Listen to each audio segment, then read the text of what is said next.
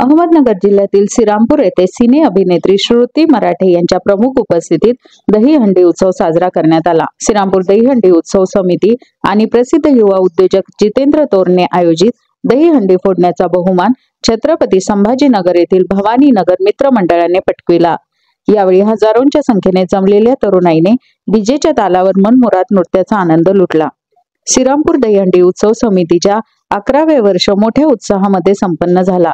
या दहीहंडीसाठी तब्बल 1,11,111 रुपये बक्षीस ठेवण्यात आले होते। या दहीहंडीसाठी श्रीरामपूर दहीहंडी उत्सव समिती अध्यक्ष श्री गणेश विसे, दहीहंडी उत्सव समितीचे सदस्य मनोज भैया विसे, विशाल अंभोरे, अभिजित लिफ्टे पाटील, दत्तात्रय खेमनाथ, महेश उदावंत, महेश चोरमले, राहुल पांढरे, विशाल अंभोरे, अक्षय गाडेकर, अक्षय वरपे, अमोल भस्मे, सिद्धार्थ सोनवणे आदींनी परिश्रम घेतला।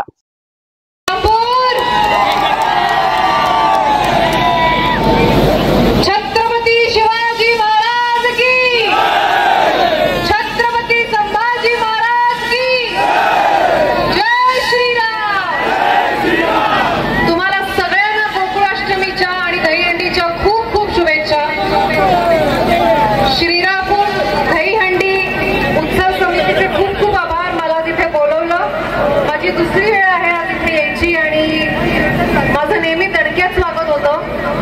1,11,111 रुपयेचं बक्षीस देऊन जितूबाई तोरणे तुम्हाला सुद्धा खूप खूप शुभेच्छा आणि पुन्हा एकदा इथे यायची संधी मिळेल अशी आशा ठेवते आणि माझे 2 शब्द संपवते। थँक्यू। मानाचे श्रीरामपूर दहीहंडी हा उत्सव ही जवळपास 4 वर्षापासून या स्टेजवर येतोय आणि दहीहंडी हा उत्सव श्रीरामपूर सगळ्यात मोठ्या प्रमाणात इथं साजरा करतात। त्यामुळं श्रीरामपूरची दहीहंडी हा विशेष काहीतरी